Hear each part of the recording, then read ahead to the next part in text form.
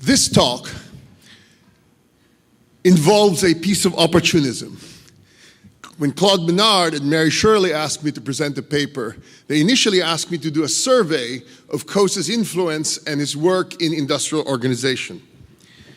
I'm not going to do that. But I'm going to tell you why I'm not going to do that, is because as I read Coase's work, as people have emphasized, he has an extremely unusual methodology.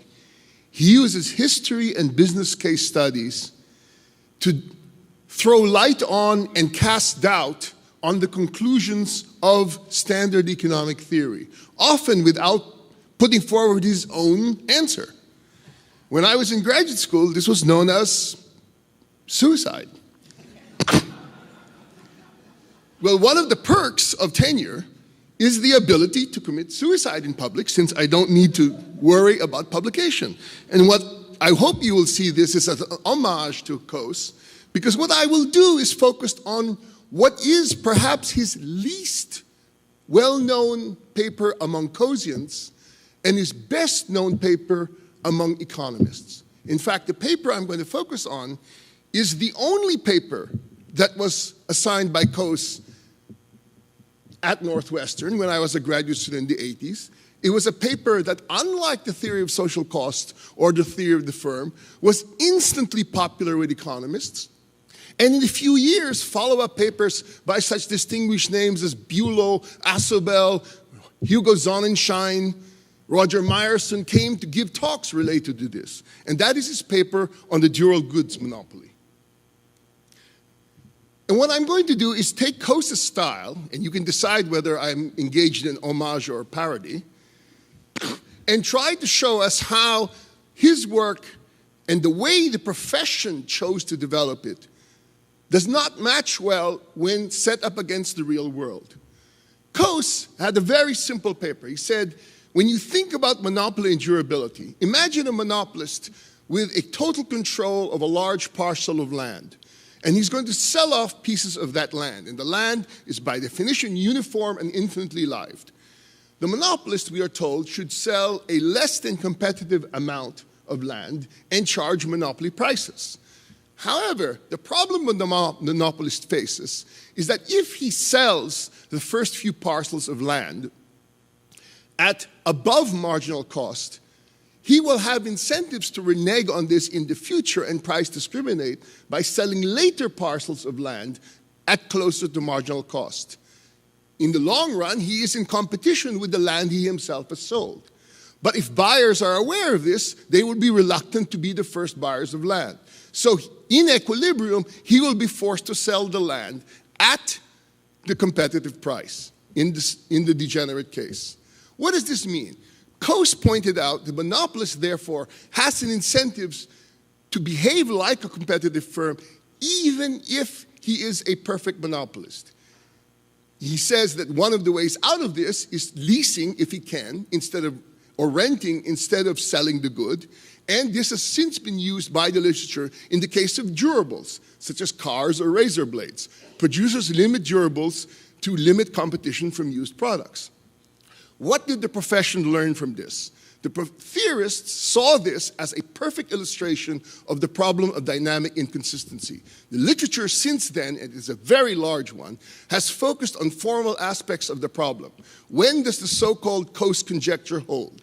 That is, when is the monopolist so constrained that the firm would have to give up any economic profit?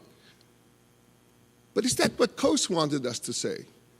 If you read his work, it is clear that Coase is not interested in the problem of dynamic inconsistency. Coase used this argument as an illustration of the facile use of monopoly. Time and again, Coase, both informally and formally, inveighed against a tendency to sort of say, when someone does something that's different from what's expected, it is because of monopoly. For Coase, this was a way of illustrating the fact that even if you had a monopoly, there are cases in which you may still not be able to earn monopoly rents. For Coase, the primary lesson was even a perfect monopolist doesn't always get those rents. There was no claim that the choice to lease or to limit durability was only or even mainly caused by monopoly. Coase is well known for his use of history. However, as we know, he was constrained by his habit of doing what was economically necessary, so he worked on relatively unimportant things, like the lighthouse, the FTC, the postal service. Who cares about that? Today, I'm going to speak to you about something that all men and many women care about, and that is shaving.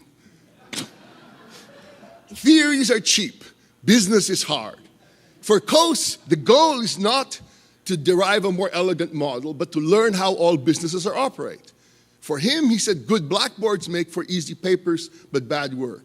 So let us see what happens when we look at what real businesses do. The literature cites a variety of cases that supposedly conform to the case of durable goods. And as I sort of said, razor blades are a good example because the rents are extracted from the consumable, the blades, and the durability is a choice that is strategic on the part of the producer. And so let us look at the history of the dominant firm in shaving, Gillette. What does the company actually do? For over 100 years, Gillette has been able to charge well over marginal cost and has been the dominant firm without fail for more than a century. Indeed, within 2 years of Gillette's founding, Gillette was the dominant seller of razor equipment in the United States, within 5 in the world. It has never lost that position. Just so you understand the importance of this industry, let us quote that great scientist, P.J. Wodehouse.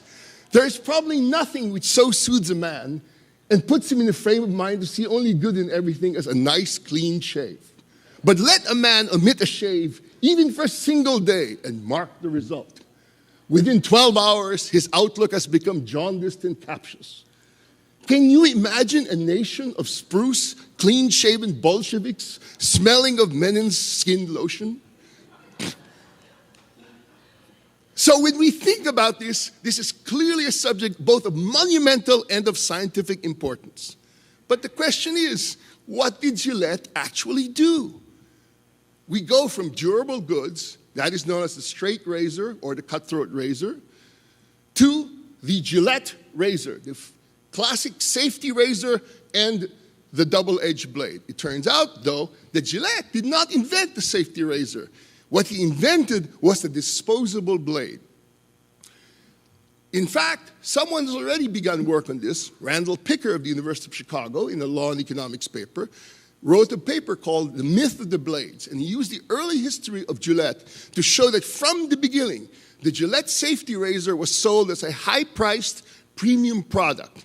Why is this very important? If you believe the logic of all the papers, it's clear.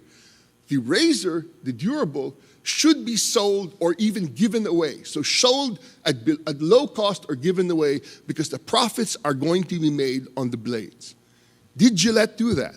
Did Gillette do that when it didn't even have a monopoly yet? No, it always sold it as a high-priced product.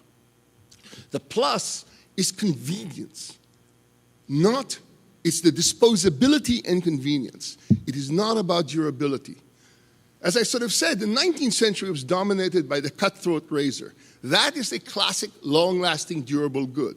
However, it has some disadvantages. Its edge requires stropping, that is to say it needs to be both refined and honed over time. And of course, it takes time and activity. I speak from experience because in order to write this paper, I tested all these early technologies. In fact, the term safety razor was first invented by the Camfey brothers in 1880 for a razor using a single-edged blade as a guard. That is to say, it was a razor holding a single blade which was meant to be long-lived and which were meant to resharpen. Gillette's innovation was to take the idea of the razor, but instead of making the blade long-lived, to make the blade disposable. Now, here's the point that's well noting. The cost for the initial safety razor was $1.50 for the blade and the razor, with $1 as for a backup blade, which were supposed to last forever. So the implicit price of the razor was 50 cents, and the price of the supposedly permanent blade was $1. This is the first patented safety razor of the Camfey brothers. What did Gillette do? Gillette priced both his razor and the blades, which were meant to be disposed, above that of his competitors. To give you some idea of the pricing, straight razors, which are the permanent durables, cost between $1 to $3 in the Sears catalog of 1907. The Camphe Star razor, durable, cost $1.50 plus blackout. Gillette charged $5 for his razor and $1 for 12 blades, when all theory says he should be had incentives to give this away. Gillette not only did this, but he did this while he had the patent. When the patent ran out, in theory, that's when he should charge more for the razor and less for the blades. But he, in fact, dropped the price of the razor when his patent ran out and raised the price for the blades. Gillette never attempted to undercut its competitors or razors to sell more blades. It always emphasized the superior quality. Modern multi-blade cartridges from Gillette were designed to create a patentable system. But in all cases, again, in contrary to all the literature, Gillette allows previous incarnations of Gillette's technology to be sold at lower prices. What is this relevant?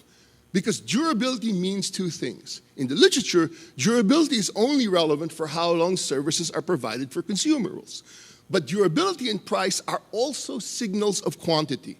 So the logic of monopoly suggests low durability, frequent replacement, and low initial price. But Gillette wanted higher initial prices and more durable handles in order to signal a better system.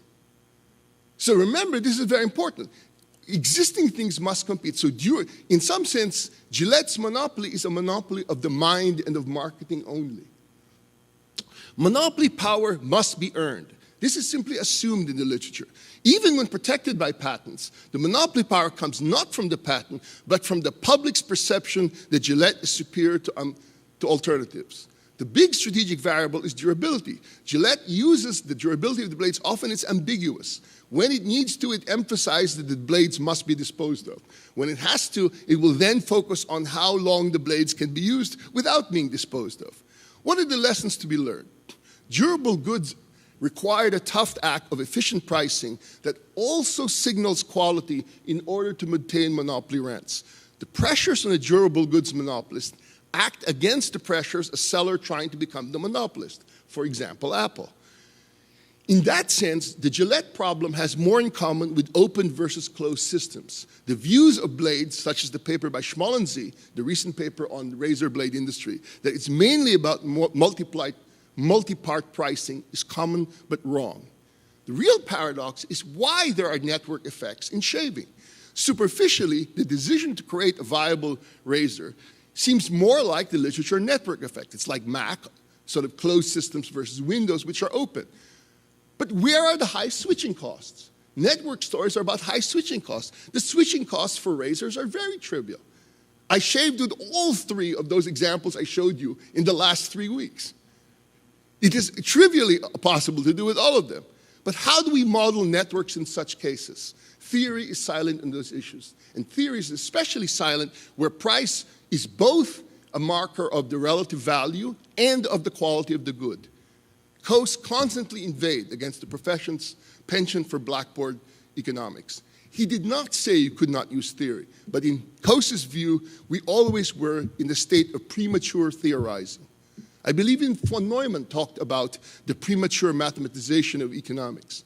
And economics tends to be focused on abstract reasoning that assumes away most of the real issues. But for Coase, observation and the story are first. The theory is second. Thank you very much.